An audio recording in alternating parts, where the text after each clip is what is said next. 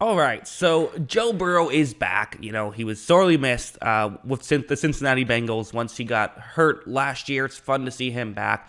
And I think the best way to phrase Joe Burrow is he really does. He looks like an incredible young player. I think that's the best way to say it. Is there's still some of those young player mistakes that you'll see when watching the tape, but the good does outweigh the bad, even at this point in his career, and it really gets you excited for a couple years from now when he kind of gets rid of all of those issues that he still has as a young quarterback, just how good of a quarterback he truly can be. So let's get into the film study and talk about what he can do so well and sort of the entire game as a whole, with at least in terms of the Bengals offense versus the Vikings defense. So we'll start off with something like this. So it's going to be a man coverage play, and it's a blitz. It's cover one blitz.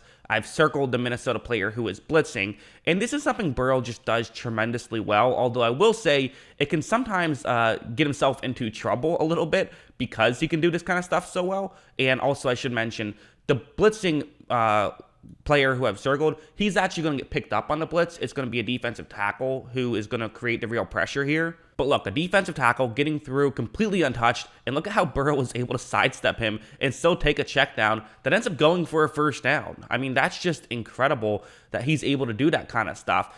The way it gets him into trouble sometimes is he does it a bit too much and can, sometimes he should just throw the ball away or take a sack or whatever instead of trying to do too much. We've seen that happen a couple of times, not just in the Vikings game, but also last year. But as a whole, I'm going to, there's good and bad with it, but I just think it's incredible that he can do that stuff to begin with. That kind of goes back to my first point, right? Once he sort of irons out the wrinkles in this and realizes, okay, I can do it these times, can't do it those times, I think that he could be a lot better. There's also something like this where I swear Joe Burrow does such a good job of making throws that only his receiver could catch. That's something that he does at just such a tremendously well way. So on this play, it's zone coverage that the Vikings are in. The Vikings ran a lot of zone coverage early on, eventually shifted to man and had more success, I would say. But anyways, this is a play that can work against zone coverage because your number one receiver kind of cuts in a little bit, which is going to get the corner who's in that area to kind of move in a little bit, which can then allow for your number two receiver to kind of get into a gap in coverage. And you can see how this could work, right? You see the gap in coverage that he could run to.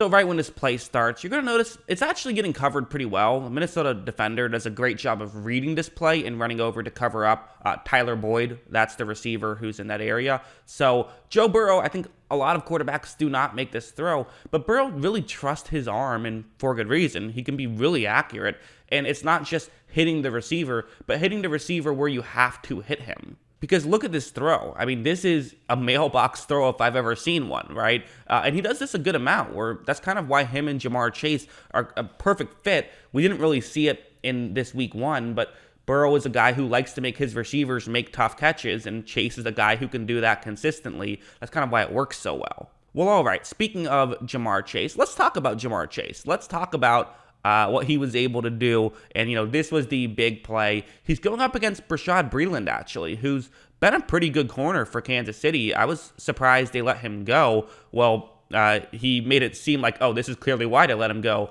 week one, although just 1 week. But so Chase is going one-on-one against Breeland. It's zone coverage, and I think an issue with Breeland's game as a whole is he's typically a man corner, now playing some zone, might not know the best way to handle that. Watch, right, when this play starts. So you're going to see that Breeland starts to bail a little bit right here. So at this point, you see that Breeland's hips are kind of turned towards the middle of the field. Well, Joe Burrow, quite frankly, likes this chance. He likes Jamar Chase, who's already in a full sprint, whereas Breeland is not because he was started further deep and it's kind of just started to bail. Burrow basically likes the idea of just throwing one up there and, again, making his receiver make a good play. This is what Joe Burrow does. It's what he did in LSU, and it's what he's doing here in Cincinnati. And I mean, look, this is a really good throw down the field. Jamar Chase makes the catch, and he's going to get a touchdown there.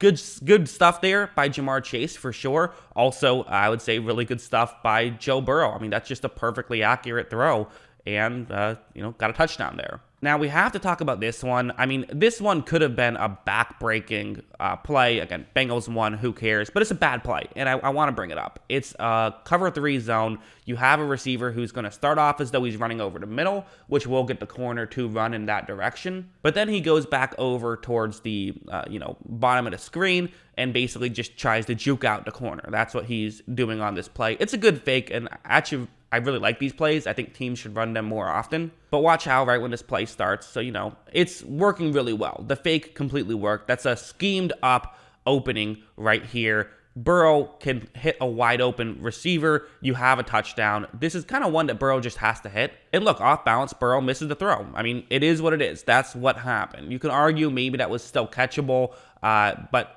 either way, that's not where Burrow wanted to hit it. You want to hit him, standing up, let him get a touchdown there.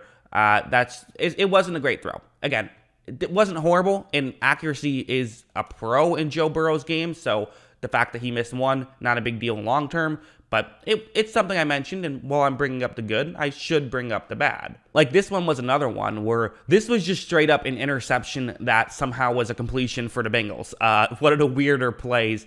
It's zone coverage. You have a receiver who's going to kind of get into a gap in coverage underneath a little bit, so these plays can work. And watch how right when this play starts. So, it's a little bit open, right? There's 2 Minnesota players who are in between. So if you're going to make this throw, you have to time it very well. You have to throw it very quickly and should probably throw it low so that way only your receiver can get to it.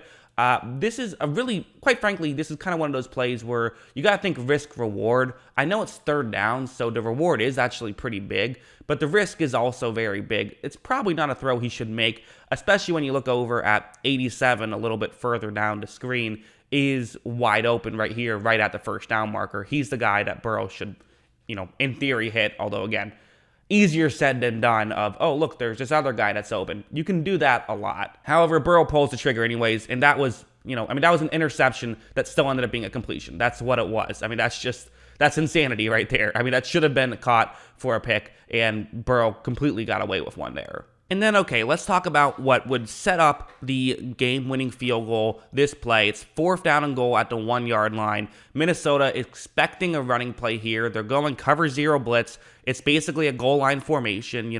I do this in Madden, right? Where you see like a 3rd down and 1 midfield. I'll go cover 0 blitz, goal line formation. Typically, it's not something you would do on a 3rd down, but on a 4th down, sure.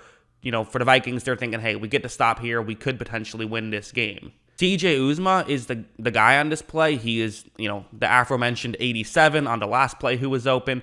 And the way this play works basically is that, it's a play action, and eventually you hope that this can get open. And watch how right when this play starts, what I love about this play isn't the fact that it gets open, but how well Joe Burrow does at kind of being patient. So he waits a little bit. There's no pressure, though, so he can do that because, again, Minnesota's thinking it's a running play. They got fooled on the play action. So all this stuff, very good.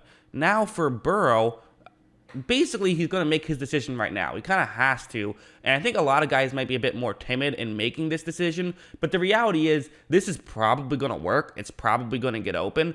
Don't ruin that simply because you want a 100% guarantee. Take the 90% good play because, yes, there is a linebacker in the area, but Uzomah's in a good spot to win this battle. And as you see, Burrow, it's just a perfect throw, and they're able to get the ball in field goal range, and I mean, that won them the game right there. If they don't get that play, if Burrow does do what some other young quarterbacks would have done, which is scramble around, try to find something else, the chances are they probably lose this football game. So, really good job by Joe Burrow on that one. I mean, listen, Joe Burrow is a really good young quarterback, and I evaluated his game and Tua's game the same day. I watched their tapes back to back, and it's just like Burrow is clearly the better guy. Like, there's just so much more stuff that Burrow can do. Burrow is like, he's not one of these elite quarterbacks yet, but what he can do well, it's better than like some legit elite quarterbacks. Like, there's things that he can do that Tom Brady can't do. Now, he's not as good as Tom Brady,